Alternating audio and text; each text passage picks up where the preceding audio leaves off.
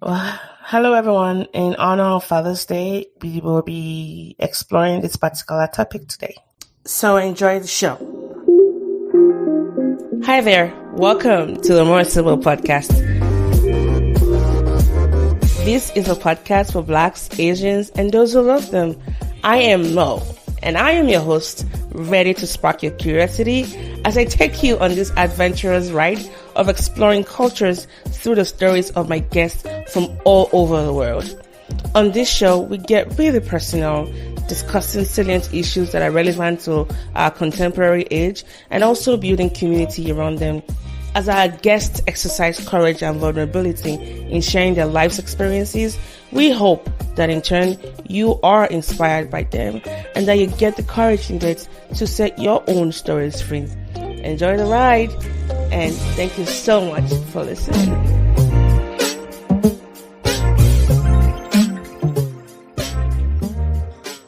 All right, everyone, welcome back to the show. This is Mo and Ayomide. And today we have a returning guest to the podcast. And if you've been following my WhatsApp stories or my Instagram, or even know if you know something that I have a deep love for plantains and Jesus, yeah. And this person is my in that order. Actually, no, Jesus is everything, but plantain, well, this person has been my plantain/crack supplier for the past 10 years and counting. And since they've tasted her chips, I've never really, looked back. Sometimes I run out of my stash here in the US and I try to go buy some from the African market. It's never quite like Jirade's, crunches. And so last time she was on the show, we talked about, being single and the challenges and opportunities and the grace that comes with all of that. But today we're here to talk about something a little bit different. But for those who don't know her, her name is Jirade Bepo. She's a lover of God. And she's also the CEO and Chief Responsibility Officer of Jirade Diadem, the House of Crunches. All of your plantain chips, kuli plug, she has them all. So if you're in Lagos, or even Nigeria, anywhere, just hit her up. She's good. She hails from Ilesha, Osun, in the southwest of Nigeria. She's the fourth of a family of 9. She studied hotel and catering from catering management at Yaba College of Technology. That's Yaba in Lagos. And she loves to speak, she loves to dance, and she loves to sing. She also loves to travel and capture pictures. I mean, Jirade can snap pictures. We actually met during a mission trip to Sierra Leone. This was 2010. And 2010, yes. Coindu, yes. Well, everyone, please join us in giving a special welcome back to our very wonderful guest, Jirade. Hello, Jirade, like I like to call her. Hello, good to be back. And hello, welcome. Dr. Good to meet you. Yeah, good to meet you again. It's been, I think last time we saw was 2015, 2016. Yeah. I think that was the last time. It's a long time ago.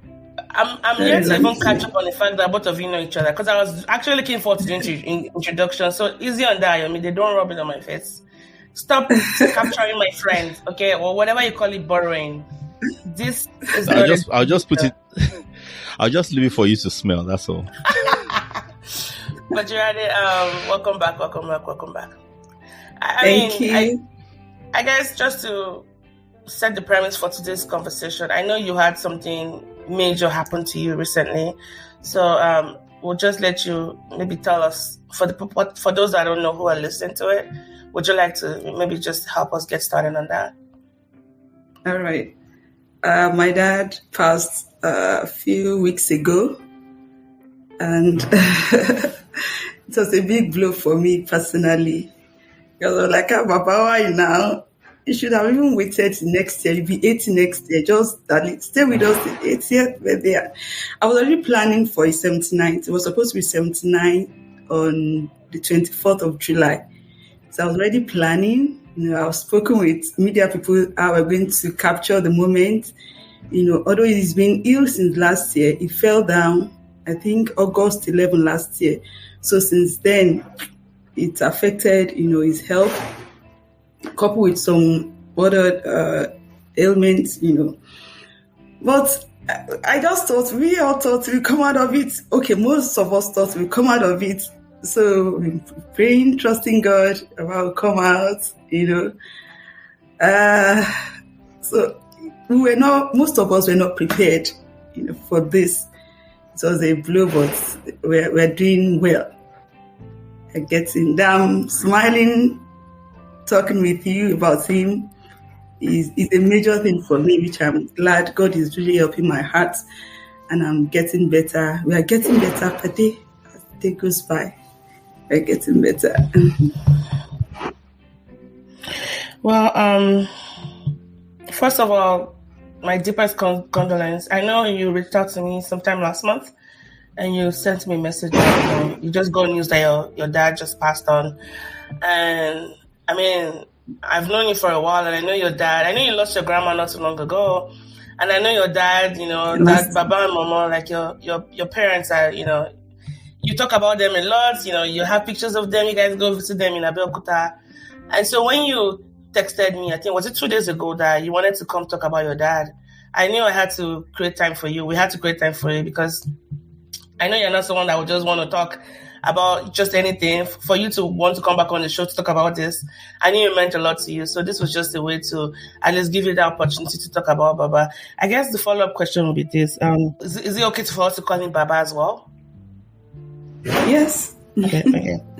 That's what everybody calls. That's what you call him, right? Okay. Yeah, I know your daddy, your mom is Momo, and dad was Baba. So I just wanted to be sure that it was okay for us to co-opt that language and use it in conversation. It's fine. Yeah. I mean, when you were even talking, when you said I know you're a planner. So, guys, when Jirade said she was already planning, trust me, she was planning. And she was planning with a capital P. Planning, because I mean, Jirade is that kind of action lady. It shows and her consistency and just the action. It can be. I always go back to her chips, because to me, that consistency for the past 10, 12 years of eating her chips, it hasn't failed. So I know she's going to apply herself to everything. But there's something Ayomide said when we did the interview with Vaughn about when we lose our loved ones. It's not just you've lost them, you also lost the dreams, what could have been, all of your plans, all of your memories, almost like the future again is lost. So I guess maybe a follow-up question would be, what would you say you would miss the most about Baba, being gone? Is composition. He composes songs, as in, past tense now. He loved songs. He loved to dance. He loved to sing. We would compose songs. We'll sing together. And he loved children. Anytime I go, there have been couples of times that I've gone to Abeokuta with my nieces and nephews. And, we will play with them. We don't want to beat them. And my mama will say, Baba man bomoje, Well, he loved children. I will miss that. He's charming, his personality in general. I remember when I was in higher institution in La Roden for my ND, some of my male friends came to the house to visit me, and I was glad Baba was around. And even apart from that time, anytime a friend, whether female or male especially, were coming around, I hope Baba will be around. I hope we won't have lecture. He was a lecturer. He was a Yoruba lecturer.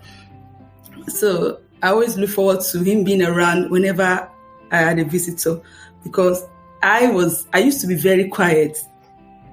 I used to be a lady of few words, but I think I'm getting better now. So I didn't used to know what to talk to, especially with opposite sex. I used to be shy, and but whenever I was around, we make everybody, lively. We would just light up the atmosphere. And Baba was very fluent both in English, little of Hausa, then Yoruba and Ijesha. So make you laugh, you just enjoy being with him. So I will miss that. And most especially, he looked forward to seeing me being married. He looked forward to, carry my children. That pained me a lot, but I told myself I needed to snap out of that, In fact, at the time, I think the second or third week, it was as if I was just angry with God. God, you didn't answer me on time, according to your word in Psalm 92 or so. that you didn't favor me on time. Why, But I told myself, I can't keep doing why.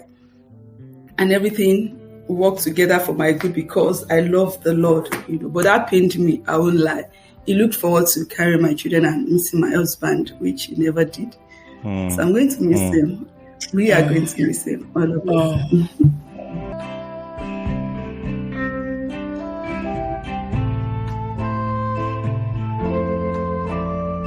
Do you know what your? Yeah, I mean, wow, that is, especially in light of what you said earlier about, what Tolani was saying about the fact that you had this 80th birthday planned, So obviously, it's not just the 80th birthday; it's the memories that you were expecting to have. 79 this year, next year, right? 80th, yeah. Right. So, and obviously, the memories that you were hoping to have had from that birthday now, they're not going to come anymore. And you still have all the previous memories, but like from what you're saying, there's memories that you were still hoping to make. And I also am reminded of something C.S. Lewis says, where he said in relation to friendships, but it relates to, I think, relationships in general. So I don't know if it's something you've heard before, but I think something everyone resonates with, that if three people are in a relationship or are friends, so let's call them A, B, and C, right? And C goes away or dies or, or just even goes away, like maybe travels or whatever, they're no longer in touch with him. A and B don't only lose C, they also lose the part of each other that only C would have brought out. Do you understand what I mean? So like A loses, there's something in B that is only when C was around that bit comes out, and A also loses that as well as having lost C. And I'm wondering what that would be for you with Baba. Like, what were the things he brought out in people that, may not come out as much now because he's not there to bring them out? I don't know if you understand what I'm asking. I think to an extent, they can still be brought, as in they are still out. Are you trying to say what I picked from him as an individual? No, like his presence. Not just what I don't mean what he taught people, but what his presence brings out. That when he's there, this is what happens when he's present. That doesn't happen except when he's present. Do you understand what I mean? Okay. Yes. I don't mean the things he taught you. We'll get to that in a bit. But I'm talking about his physical presence. Yes, he was very expressive, more than my mom. So I could say, "Oh yeah, Baba, oh yeah, pose, Eshewa." He will cooperate. My mom said, "Privilege." I will miss that. Anytime I go to Abeokuta, I love to capture. I love to sing with them and dance with them. He taught us all that. He brought all that from us. And going back there, we just want to have a nice time together. My mom would say, "Oh, leave me. I'm not in the mood. I'm not well dressed." But Baba was always ready. I could say, Baba, I should tell you, me like hello. He will go, as in, Baba, go and change what you're wearing. I don't like what you're wearing. He will go, So I will miss all that. I will miss all that. And a lot more. Yeah. Well, I was going to ask, what? How about things? What you were about to say earlier about what the things you learned from, the things you wouldn't have without him. The things I took after him, or the things I took from him. Both. All right. It was lately I discovered I resemble him a lot. I used to think it was my immediate elder sister, and her firstborn. But recently, when he was growing more old, older as he became, I noticed my nails and his nails are the same. Then facial expression, I took it from him. Your smile, actually. I took it from him. Because I'm seeing a picture of him behind you right now. You have the triangle smile, like your lips pursing at the end of it. Okay. And your eyes. I took that from him. And apart from the physical, I took my love for photograph, my love to capture the moments. I took it from Baba. As little as I was last born for like 3 years thereabouts. So, he pampered me. So I remember temporary last born. He had a camera that you just take the photograph and you get your hard copy immediately. as in, he really loved. Oh, yeah. Polaroid, yeah. Yes, he loved. Then my love for children is from him. My being large-hearted is from him. My love for people I took it from him. Of course, there are some weaknesses I took from him. I mean, you can't have one without the other. It's all the same. Yeah. Yeah. Then, once again, was peculiar to me. He loved to travel too. I think I took that from him too. Then he loved to write. Baba could have notebooks, and you open one, it would just be a sheet that he has used, and I am just like that. I have so many notebooks that, just you write bit by bit. But I think he loved to read more than me. I'm just learning to read more because I know I can't survive without reading. It's something I'm cultivating than a bit. I didn't really used to like to read. Then what else? I think that's all I can remember for now. He loved to dance and sing. Yes, he loved to dance. He loved to sing. He would compose songs. Sometimes growing up, I was still very little then, but I think all of us were around, even with our last born. They would gather us together. We get his radio recorder, and it will ask us to sing like a special number, a song special to you. But before you take that song, you introduce yourself. Mojilon Korin, and we used to speak Yoruba in my house. He was a Yoruba lecturer. And that's why we even call him Baba. He would say, don't call me Daddy. I'm not Mudi, I'm Baba, as in, call me Baba, So we say, Mojilon Korin, then you sing your Adefunke, Soruko, we'll say her name, then we'll sing. He made growing up very interesting for all of us. And anytime we travel, he was a lecturer, so he used to travel a lot. And we'll be asking my mom, Mama, and Mom, when is Baba coming back? We'll be counting days. And the day, when we hear is on like this, all of us will run. Hey, about today. Wow. Yeah, about today, we'll be happy. So when we're now older, there was a particular conference we went for in the north. So I guess he was telling his friend that, don't worry, you see my children, they will come out, even on hearing my own, they will come out. And we felt, okay, we're adults that at Idagba now, we should just be more matured. So we didn't shout, but we opened it. It was,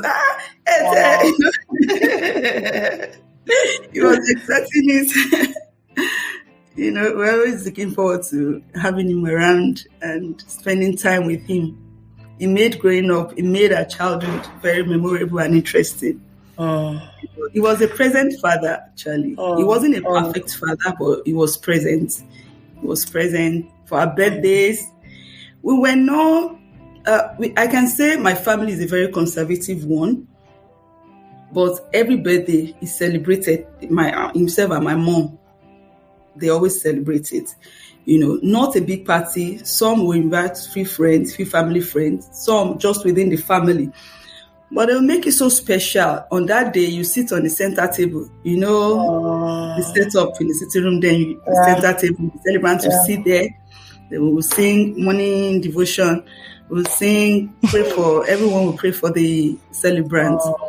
And the celebrants will not work that day. We'll be free from house chores and everything. So, and you cook special. I like that kind of family tradition. There must be soft drinks, jollof rice, and chicken. Every year? Wow. Yes, when we're growing up. Wow. And you guys were 7 kids? Yes. Wow. We're 7.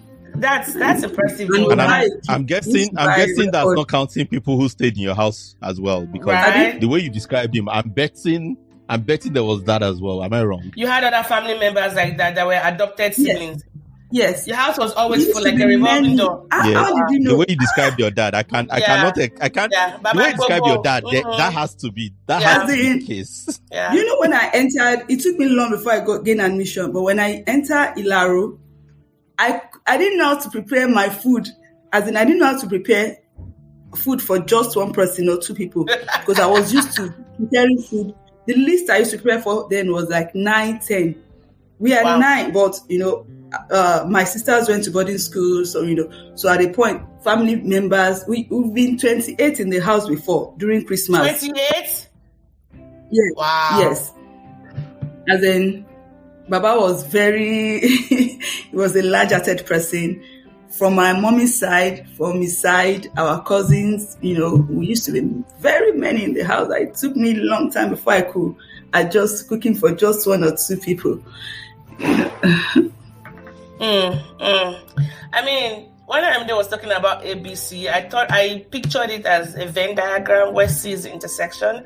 So when you ply apart A and B, C kind of, when C goes away, A and B is kind of like, it's still there, but they're no longer contiguous, right? Yeah. And we know that Baba, has, transitioned into glory. And as Christians, I'm sure you strongly believe that you see him one day. But while on earth, there's that part of you that still mourns his loss. But even as we're talking about him, I could see your face just glow. And it just reminds me of that saying about, yes, like, sweet is the memory of the righteous. Like, the way you talk about him, the way you even recount all the things. And I know we've even barely scratched the surface. But I just want to say, the legacy he's leaving behind, or he's left behind, and the people he's impacted, I'm sure they won't forget him anytime soon. Because I went to the website that you guys created for him, all of the notes, and I'm like, how many? I know Jirade has this number of siblings, but people are, that was my dad. I'm like, I know this is not like your true siblings, but people are, this was like a father to me. They even showed pictures of, when you guys were little, other family members, other adopted kids. And that your picture of you guys running out to go see your dad when he came back from work, when he heard, the horn of his car. Not many people can say that about their Nigerian fathers, especially mine. Like, the moment you saw your dad was coming, you just go quickly turn on the TV, put some ice block on it, let it cool, because you don't want him knowing that you turned on the TV. But hey, different strokes for different folks. But I'm glad you had, that memory of him. I guess my follow-up question would be this. What would you say, and this might be a very tough question for you to answer, because given the large and the largest nature and the breadth of Baba's handiwork, it might be hard for you to be able to pinpoint just one. But if you're able to share one, or even maybe more than one, that's okay. What's one major sacrifice Baba made for you that made the most impression on you?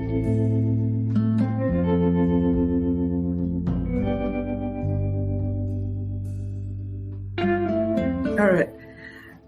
When I was in secondary school, I was a day student initially with my immediate elder sister. So when she was in JS2, I was in JS1. Baba transferred her to FGGC, Shagam. So since then, I told him, Baba, when I get to JS2, please transfer me too. He said, okay, we'll try, but it didn't come true. Federal school was more expensive than Salah Abiola that I went to. So he couldn't at that time.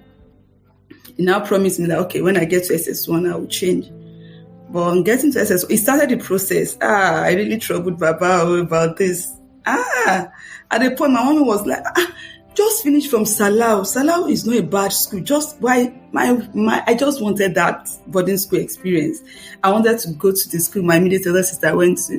So I kept saying, Baba, I will go to him privately. My mommy would tell him, come on, don't worry. I'll go where my mommy is not there. I'll tell him, Baba, I want to go to Shagam. Don't worry. I'm ashamed. And he tried, but it didn't come true when I was in SS2. You won't believe I didn't lose hope. I didn't give up. I was in SS2.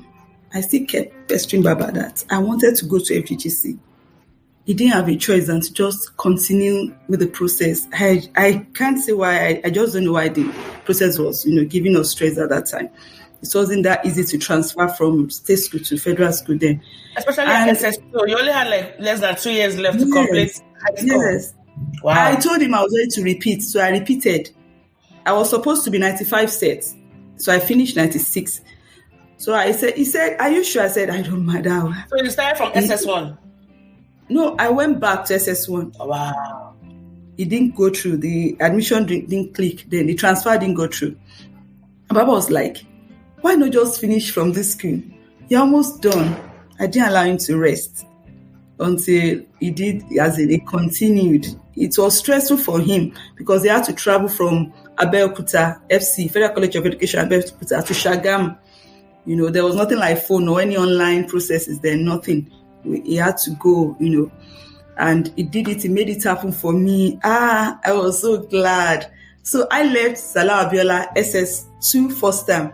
I did SS2 first time in Salau. I joined Shagam, FGGC Shagam SS1. I went back to SS1. I went to repeat SS1, but I joined them the second time, you know, and I was so glad. When he passed, all the people that have shown so much love, more than usual, has been those people, my FGGC girls. And I was like, you see now? I said, Mama, because they're not here to see you, but see the way my friends, my FGGC Shagam people are showing me love. Oh, you know, as in, no, those ladies bombarded me with love. They came, they sent money, as in, they bought baskets of fruits. They came individually, they came as a group, they gave as a group, they gave individual, as in, those people are amazing. And I really appreciated that he made that transfer come true. Also, admission gave me a lot of stress. As in, after I finished from FGGC, I wanted to study accountancy initially. So I didn't make my maths and English and accounting as my first sitting. I had peace. And my Baba was like, okay, that I should retake, which I did. And we were just trying to, he advised me to come to a Federal College of Education. He was a lecturer in the Federal College of Education, but I said I didn't want to do anything in education. And he allowed me. That was one other thing I appreciated about Baba. He didn't force us. He wasn't the kind of father. The two of them generally, our parents, they gave us freedom, as in we're able to express ourselves. You know, he wasn't the kind of father that would say, you must study law and so be it. Because I stayed at home for like 6 years trying to gain admission for accounting. And you won't believe, by the time I had the accounting admission, and I said I was no more doing accounting, that it was now hotel and catering. That when they gave you a beating. As in, I couldn't tell him initially. By the time I changed my mind, well, thankfully, he wasn't the kind of father that would force you that, okay, you must study accounting, you must study. He wanted me to study accountancy, actually. But when I said I was no more interested, that I would go for hotel and catering, he said, no problem, you know, and he allowed me. So during those period of seeking admission, we traveled on road, by road, with his car. Okay, my brother drove in some of the instances, and he drove sometimes too. Baba traveled to Jos, we went to Abuja, we went to Zaria, as in, we traveled. Admission showed me Pepe. And he left everything, you know, that was, and he tried to just sort that out. Then by the time I now said, okay, I was no more interested in accounting, that it was now hotel and catering. He didn't discourage me. He just asked me if I was sure. I said I was sure, no problem. And the day I was packing, the day I came to Ilaro, Baba came with me and we're checking. I didn't get accommodation in the school because it was accounting I was admitted for. So it took me some time to change to hotel and catering. So I didn't get admission on time. I didn't get accommodation. So I had to just get somewhere outside. Baba was following me to every house that I was checking. And he'd be like, if you are cross-ventilated, baby, if you're fine. Yes, that place is not well ventilated, you know. And I have to say, it's like what you said earlier, that he was very present. I was like, Baba, don't worry, I'll be fine. Because it was getting late.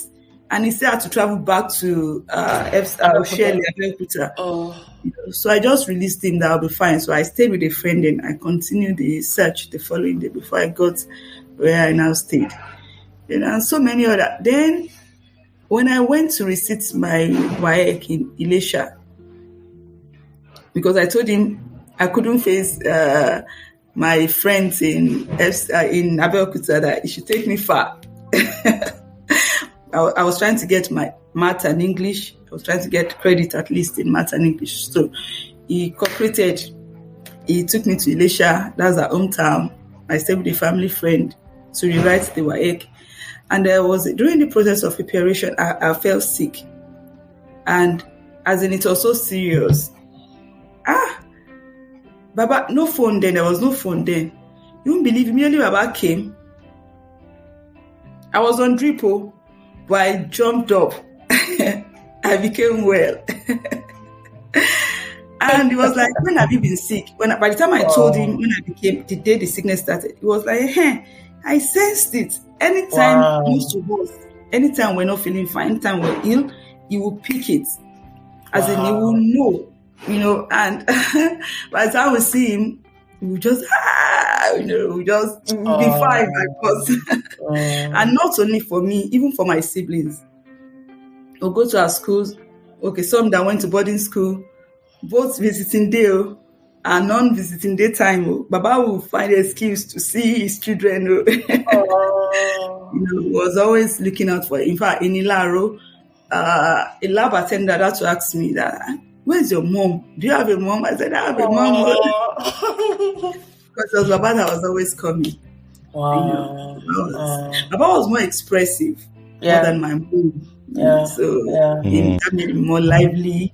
I tried to even play the gender card, but you don't really find a lot of that in Nigerian fathers.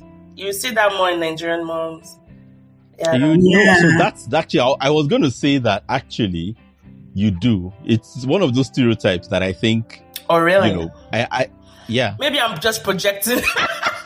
I think there's a cultural. So, for instance, I know many men who are actually more affectionate towards their wives than their wives towards them. There's that. Mm-hmm. But then there's also men who are more affectionate in the same way towards their children. Yeah. You think there are many more? I think there would actually be more if they had seen models, because you have to remember that many of these men had no such models. That's why I'm saying for that themselves growing up. This can just be a matter of just what we see. We could both be right, because we only know what we know as far as sample size and the interactions we've had, right? Yeah. Yeah. But anyway, Jirade, as you were talking, I was just smiling, and I imagine you just being very persistent, saying, "Daddy, I want to go to that school. I want to go to that school," and he made that happen for you. I mean, I can imagine how your dad was your hero. Like, what a standard. What a. I mean, he's raised the bar so high. I think he was a godly father, very godly father. I love him. Very loving. I remember, let me say this. I used to play with him that, assuming you're not a lecturer, okay, you could have been a musician or a babysitter. He would laugh because he was very good with children. There was this particular baby that his mom used to drop at my place. We were neighbors. We stayed in the quarters, so our houses were not so far from each other. So she would bring her in the morning. Then maybe Baba's lectures was in the afternoon, and our house was always full.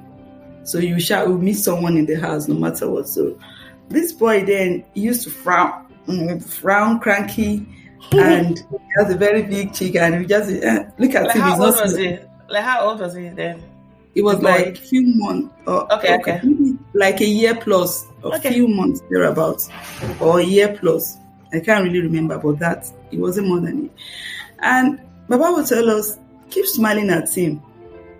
That this boy that you're always complaining, that he was always frowning, that keep smiling at him. He will smile, he will get better. That we should just keep smiling. So he would play with him anytime he came out from lectures.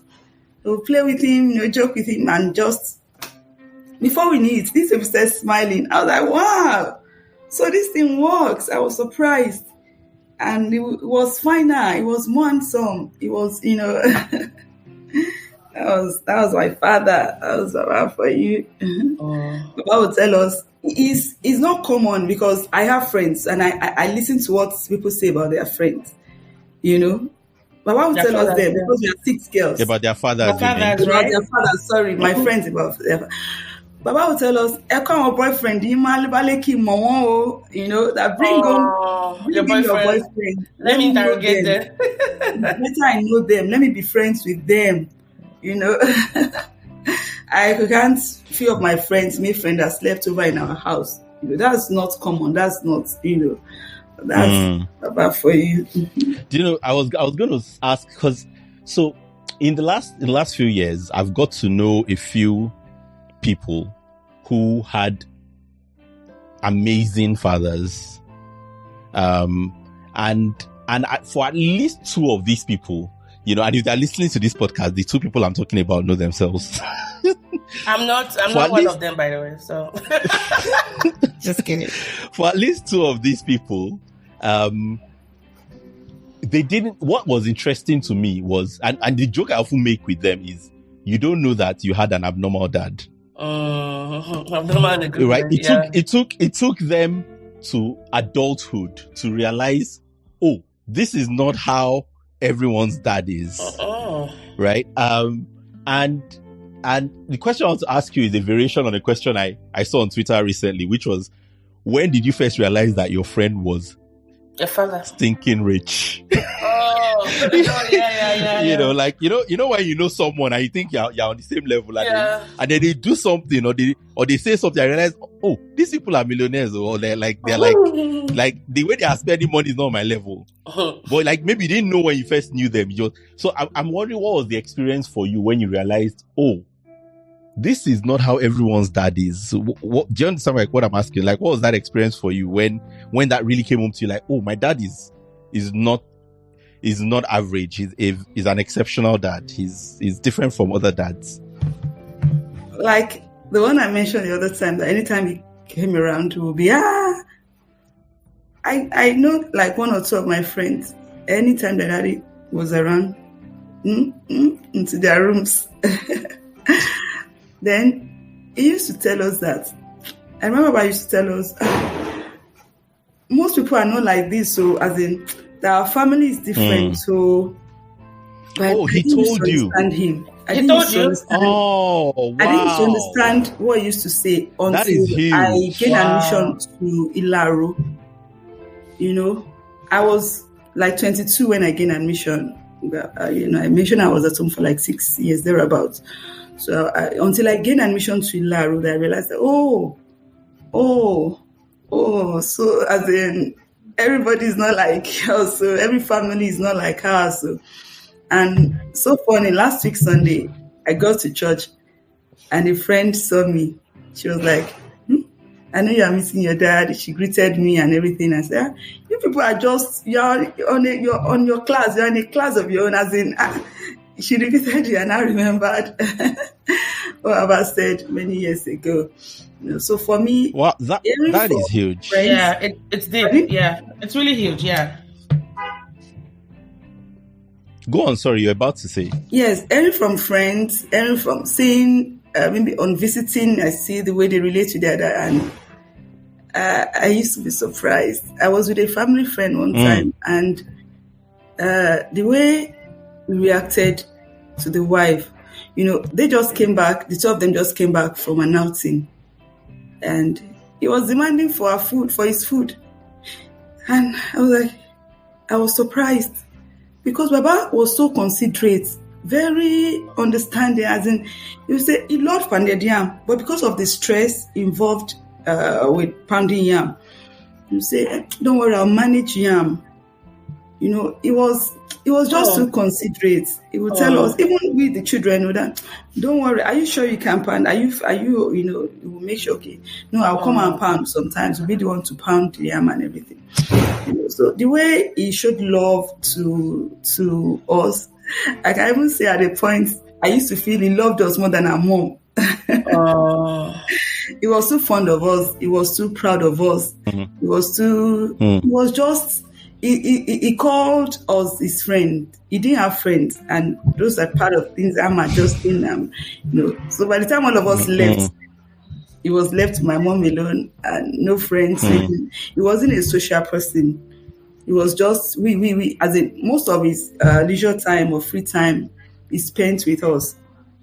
When a friend was there, your own is too much after how many weeks? Yeah, I was like, talk about devoted.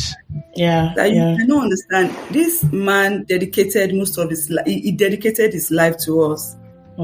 Imagine Baba as a lecturer. Anytime maybe he attended a seminar or conference within the school premises, that's Federal College of Education, and he was served lunch, Baba would call one student that they should cover it and bring it to the house. Actually, the time that it wasn't things were not so good, and we were not able to feed well at a point. Yes. So he would just send it to the house, and some conferences, he would tell them to convert his money for feeding to cash so that he could bring to the house for all of us to spend. Those periods, those periods touched me, and and many others. Yeah. And the songs. Okay, I must sing some of the songs he composed for all of us. Mine then. Oh. Yes.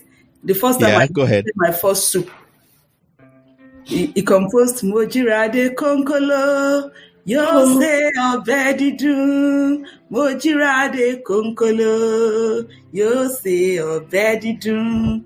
As in, I was small then. My little English, she means that little Moji, she's gonna make a very wonderful pot of soup. Little Moji, she's gonna make a wonderful pot of soup. She's gonna prepare a wonderful pot of soup. Yeah. Yes, and Baba was soup here would be stew, actually, not just is what would be a stew, in the West. But yeah. I'm also proud of. He was obviously very proud of you. Yeah. Yes, proud of all of us.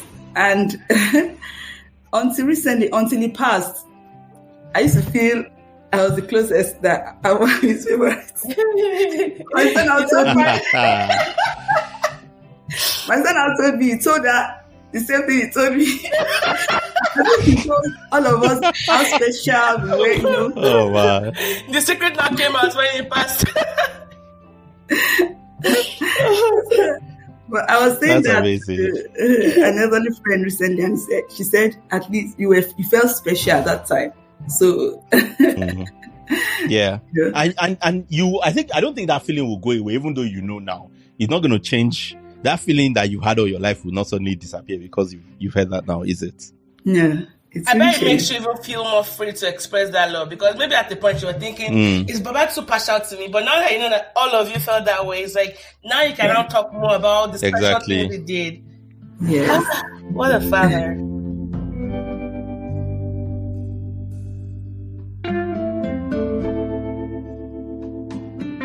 I was going to say the thing you said he said about our family is different. I don't know if you know how huge that is. Like, honestly, I don't know if you know, because one of the things that I've seen actually so I said earlier that I've seen people who had exceptional dads, and one of the things that I've seen with them is that they have often assumed that that's how everyone is, and in fact, in some cases, they've gone into relationships thinking that's how all men are, and not realizing not all men are like this. And that level of preparation, where yes, you don't understand it then, but he trusts that with time you will understand what he's saying, that you understand, because I think there's something so powerful to that, like giving your kids the best you can, but I think there's something so powerful about helping them also understand that this is a privilege. This is not something everyone is getting. This is not the way the world is the way the world works, and this is not how everyone is. So you have that beautiful foundation, but you're not sort of unprepared for reality. I think that's an amazing level of foresight, honestly. Yes, all right. And I think there's another angle to that in the sense that girls with fathers like that, they start seeking that perfection in other men, and it's so much so that the bar is so raised. Because I have a friend that talks about that. It's so difficult for her to find someone because she's always looking out for the things her dad was like to her in a man, and the guys just never made up, and she's yet to find somebody that really matches up to that standard. But I just wanted to add that to the point you talked about. I guess my question for you will be this: what do you think shaped Baba's parenting style, because there's something I just said earlier on about when we're talking about how I don't think that a lot of Nigerian fathers are quite like your dad. Like your dad and other dads like your dad are the exception to the rule. And I feel like at the end of the day, it comes down to modeling. Like what you see, how you grew up kind of shapes you. So I'm curious to know, what was your dad's relationship with his dad like? What do you think shaped? Was it like a lack of that kind of fatherly figure, or there was an abundance of it? Was what shaped Baba to be the kind of father he was to you guys? I think the lack. I wasn't so close to his father, but I'm not sure his father was like my father. They were close to an extent, I think. I don't really know so much about, but I know he was always against polygamous family. He came from a polygamous family, and when he was, I think 3 or 5 years, the mother left. So he had to stay. He didn't even really stay with his father growing up. Yeah, he didn't stay with the father growing up. So from there, I guess he made up his mind he was not going into polygamous family. He was asked to come and be the king many years ago. That's like 40 years ago, thereabouts. The king on the throne now in our town, supposed to be him. But part of why I rejected was that, okay, I was a lecturer, 1, 2. He was not ready to be a polygamous, to have a polygamous family, And I guess from what he lacked, he decided to be to his children, because indeed Baba was there for us. Was there for us. Imagine a father going with us to our friend's wedding. Baba attended 2 or 3 of my sister's friends' wedding. As my other sisters, their friends, the wedding. There was one particular one. It was only my dogs that we left at home. All of us, as the 9 of us, came to Lagos. Baba didn't like Lagos. Baba didn't like Lagos. That when I even got a hotel job, Baba said I should stay. I should look for somewhere in the premises in FC to be doing that. How much are they going to give you? I said 7.5. Mama, for no salary, that I'll pay you that 7.5 from my salary. I don't go to Lagos. I said, Baba, we cannot continue like this. Then I was like 25. I said, no, you can't be shielding us. But because, okay, don't worry, nothing will happen to me. The fact that you didn't like Lagos does not mean I should not go to Lagos. What was I saying before I get to that? No, you're just talking about how he didn't have like a good example, so he set out to I guess what he lacked is what he tried to correct with his own family. But it's one thing to be okay, provide and do all the. But your dad was super. It sounded like he was very exceptional as a father, and that the fact that he didn't even have like a good example from his family life, it was just what it was. I think it speaks a lot to his character. Like, I'm gonna do my best to make sure that I'm more present for my kids. I do everything I'm supposed to for my kids, and that's quite impressive. I know it was. As little as I could, as I was there. When we sleep, we'll go around, we'll wake up in the middle of the night to check every room and to be sure that we were fine.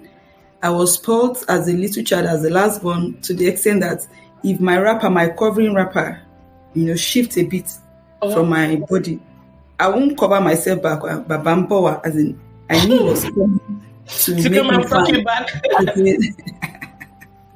When I remember that, I laughed that. So, it was that. That's it. Baba. I was gonna ask something as well, which is going to take in a slightly different direction, although not too far off. Okay. And it's connected to what I was saying earlier about the fact that with the way your dad tried to prepare you for the fact that this is not how everyone is. And I'm wondering if, because obviously like a relationship with our parents shapes what we look for in partners, doesn't it? And so I'm sure it must have shaped what you look for in a man, but I'm sure what you'd be expecting from a father to, your children, if you want, which, I'm assuming you might be wanting to have children, which I don't know if you're wanting to have children, definitely, like, that's the kind of thing that I think would be something I'm sure you'd be looking for. But I guess what I wanted to ask is, how would you say it's, and this may be personal and vulnerable, so it's up to you how much you want to share here, but how would you say it may have, it's shown up, like, the expectations from him? How would you say it has shaped what you look for in partners, or and sort of, the way you deal or you relate with people? Okay, for me, he must have been silently, but there are some other things. Like I said, he also had some weaknesses. I've been saying his strength, So,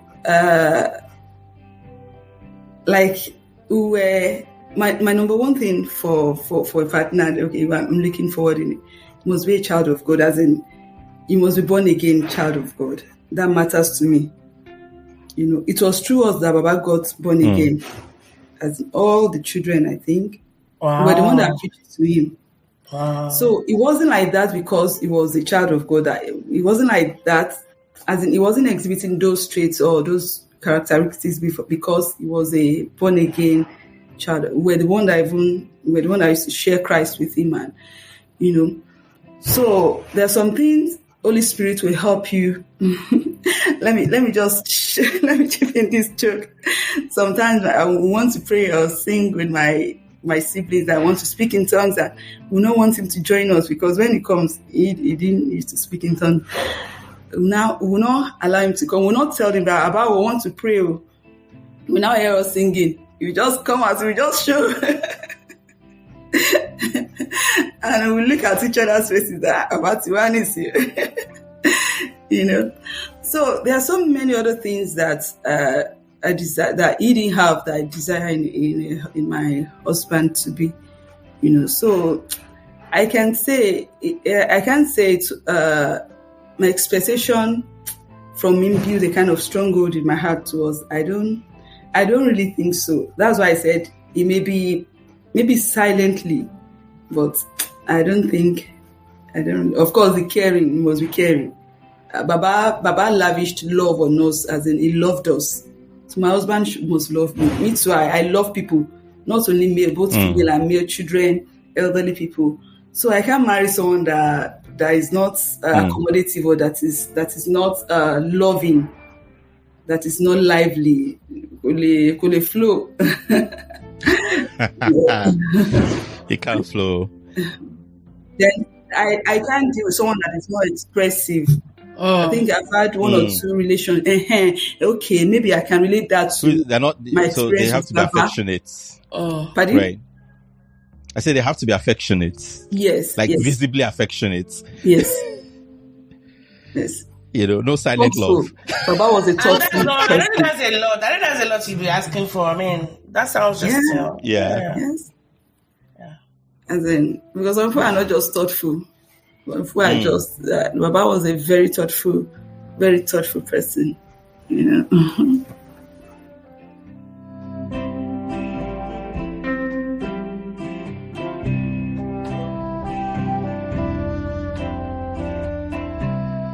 I wanted to say something though. You've said a couple of times that he had his weaknesses, and I think that one way of thinking about that sort of thing is not so much as strengths and weaknesses, but the upside and downside of traits. Because I feel like everything, I feel like the things that we consider strengths in people are always coming from the same place as the things that we consider weakness. If you see what I mean.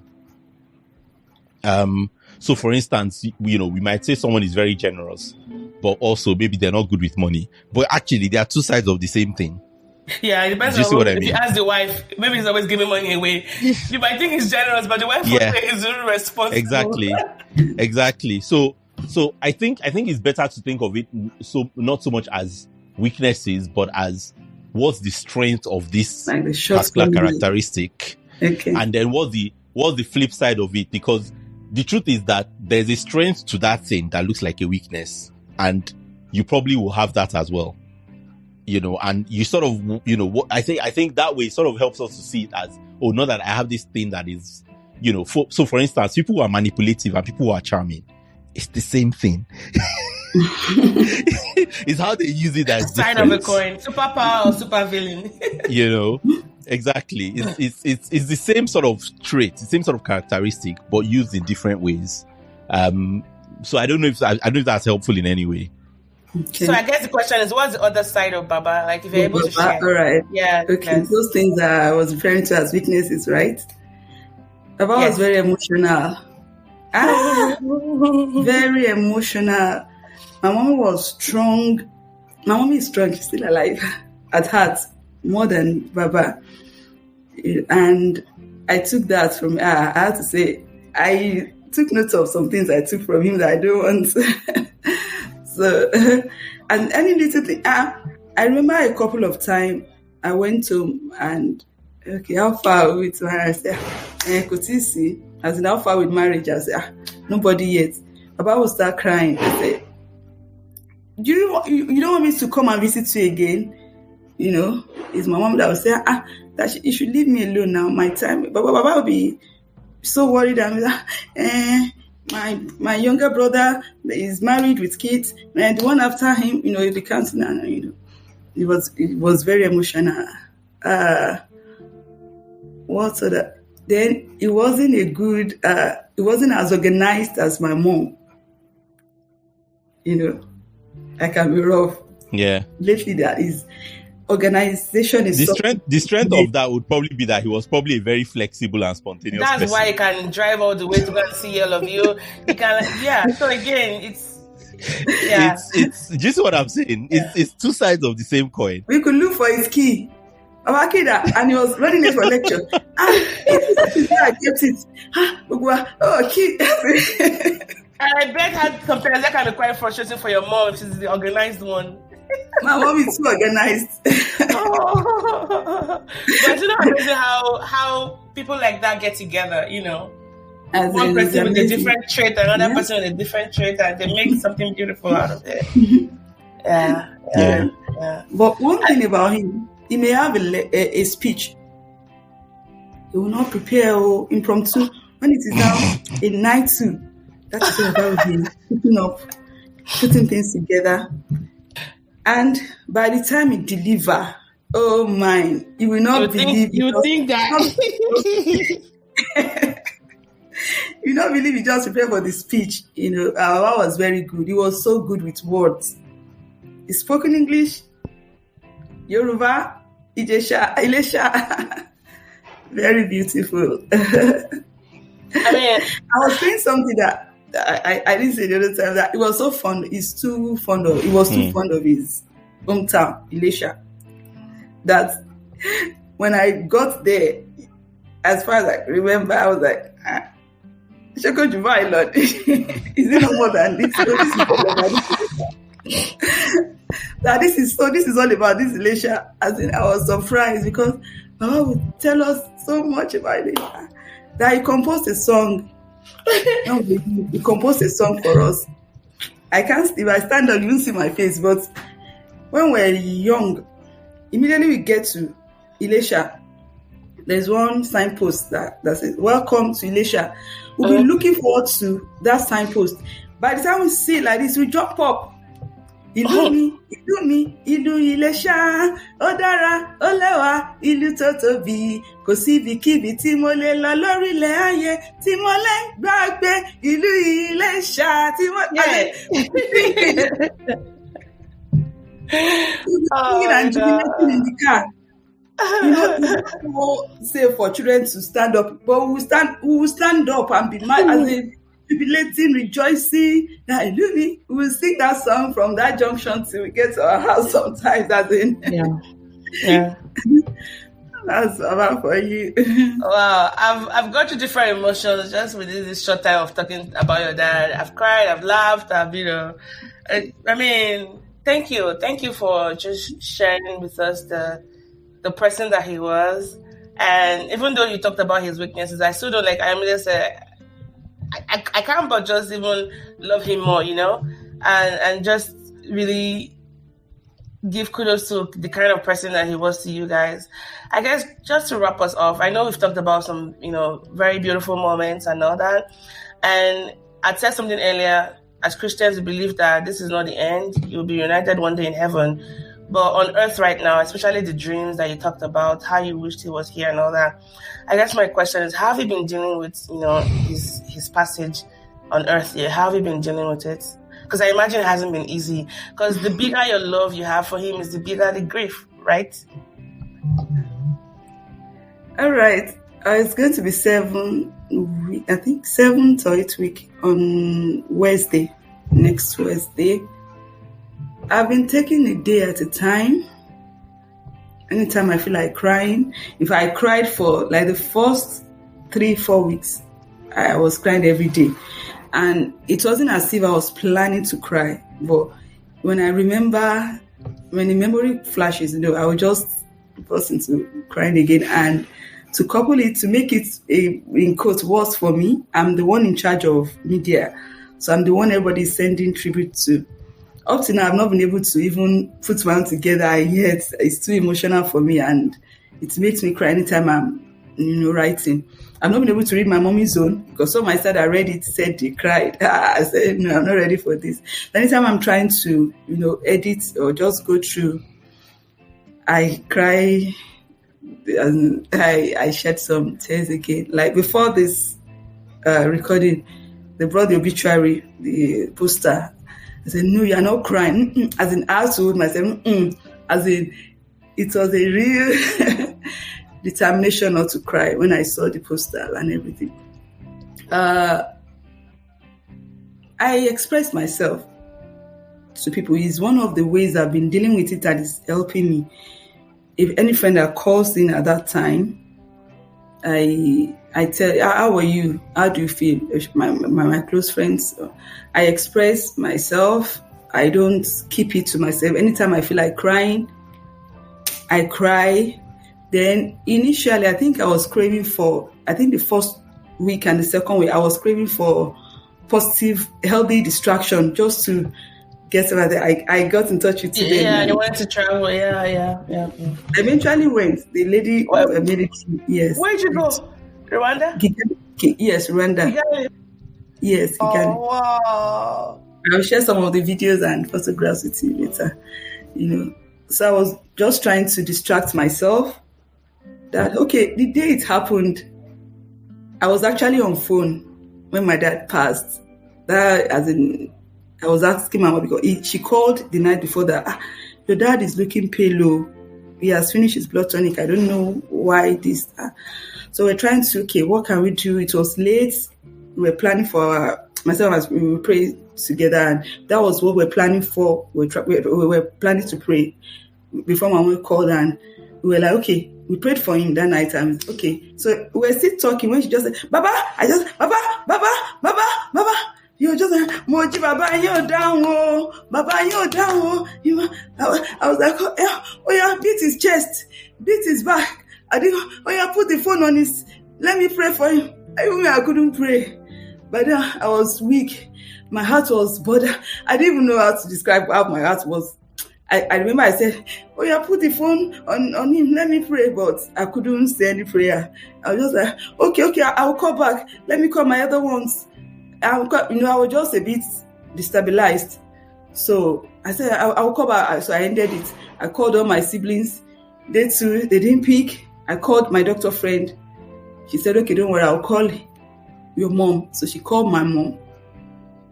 And she now called me back that Mochi Babatila said, I didn't cry immediately.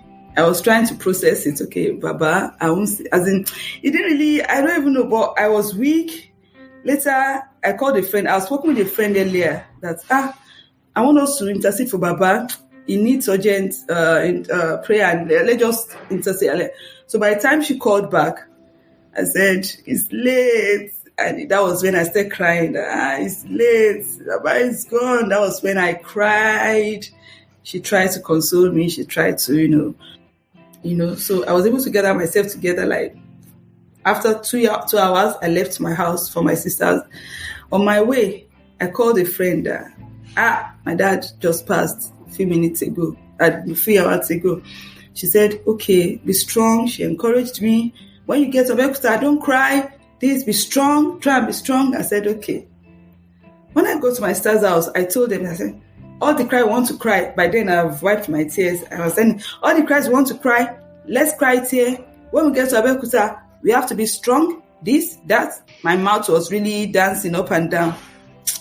Right from that Lagos, that my sister's house, I cried till as a myself. Are you not the one telling us to be strong? But I can't be strong. I'm not strong again. You know, by the time I now saw his body, they were about taking him to the morgue. I busted into, I busted into tears again. I cried. I couldn't even follow them. All of us that were around were present in Abeokuta, except one of my sisters that couldn't make it down that day. So the 6 of us were there. So after that day, I couldn't eat. I was still crying in the car, going home to see my mom. By the time we got to her house, I went to his room, I cried. Then I couldn't eat. They forced me to eat. I shall eat small. I tried to eat. Then this following day, I went to my drum because I told myself in everything I must give thanks. We actually have many reasons to be thankful to God.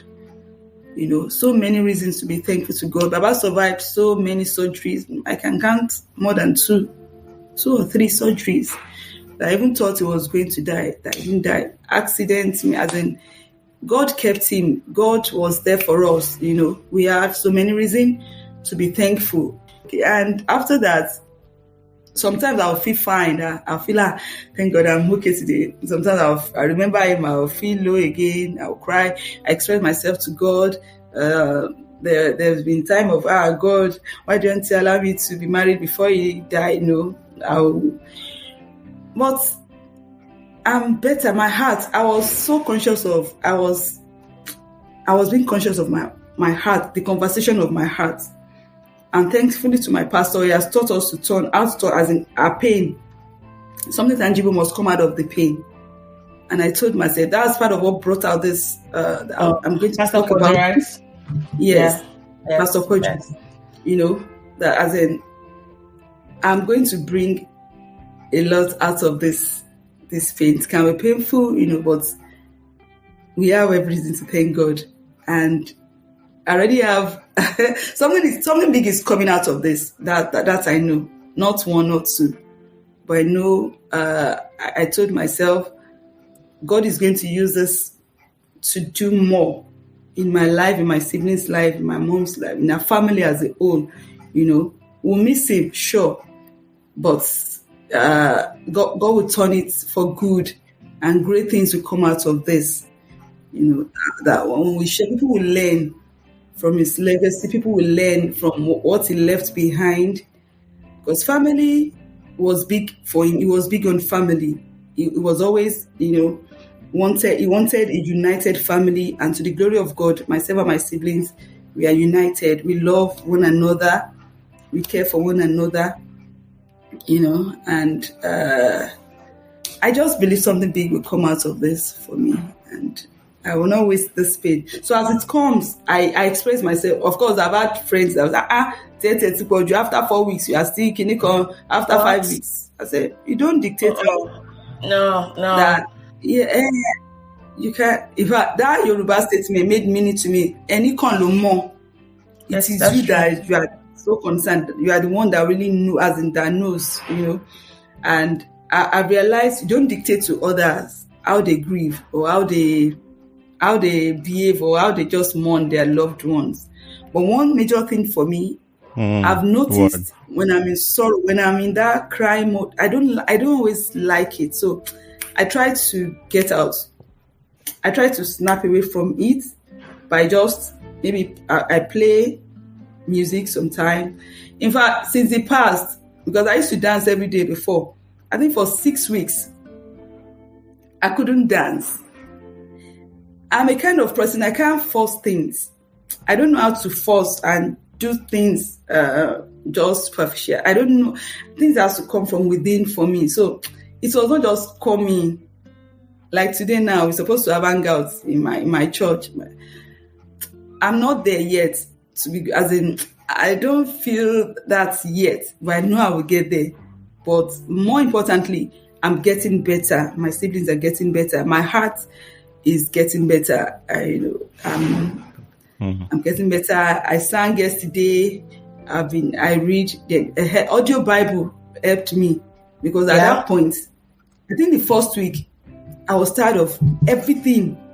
I was not interested in things that used to interest me before.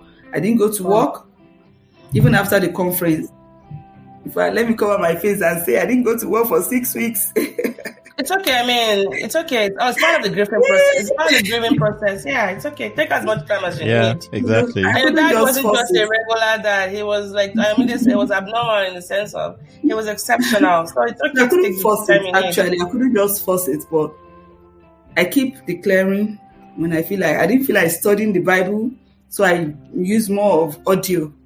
It would just be playing. Even while I was sleeping, I would leave it to be playing. And that really helped. The book of Psalms really helped me. And so I talk, I express I don't keep my feelings to myself. And like some of my friends, I expected to have called me or come to greet me, and I didn't say that. As in, I'm expecting your visit. Your visit means a lot. I say things out. Yes. When I'm coming to visit me, I talk, I express myself. And now at least I read my Bible better now, and I sing better. Although I've not apart from the dancing and the praises that we had when it just passed at Abeokuta, my normal dance that I used to do at home, that one has not come off again, but I'm getting there. And I'm having this with you. Yes. And I'm not crying. It's a level for me. Wow. It's a level. Wow. I'm getting there. It's still July, but I'm getting better by day.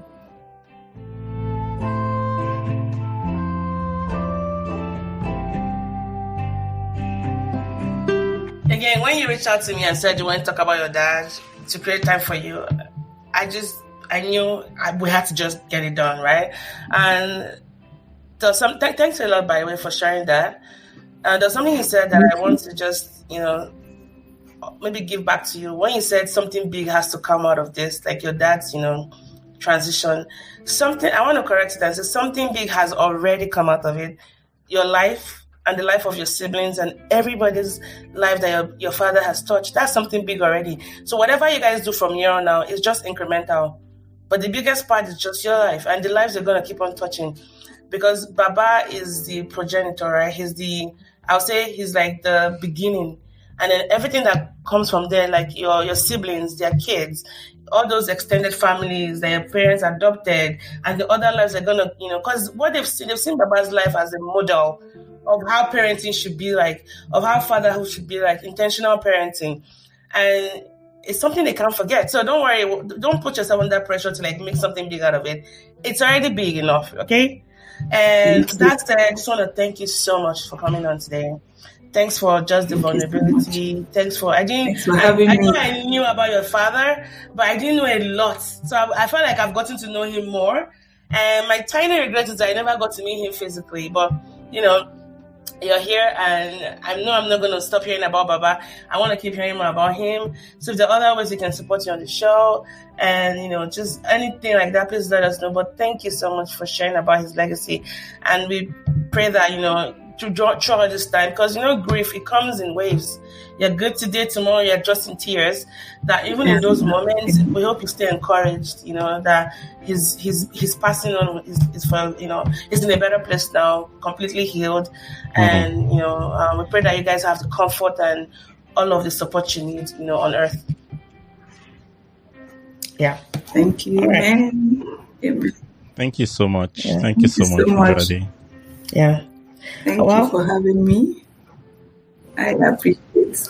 You're welcome. This was a show with Mo and Ayomide. we hope you enjoyed this episode, but we hope you also find it. For those who must have lost a loved one listening to this, we hope you're encouraged as well through Jirade's story. And for parents that are still here with their kids, we hope you learned 1 or 2 tips on how to be better parents to your children and those around you. But all that is said and done, whatever way we can support you all on the show, whatever topics you'd like for us to explore, please let us know. You can find us on Instagram and on our website www.mosible.com. In any event, catch you guys on another episode of the Mosible podcast. Bye for now. Yay. Bye. Bye. All right. Bye.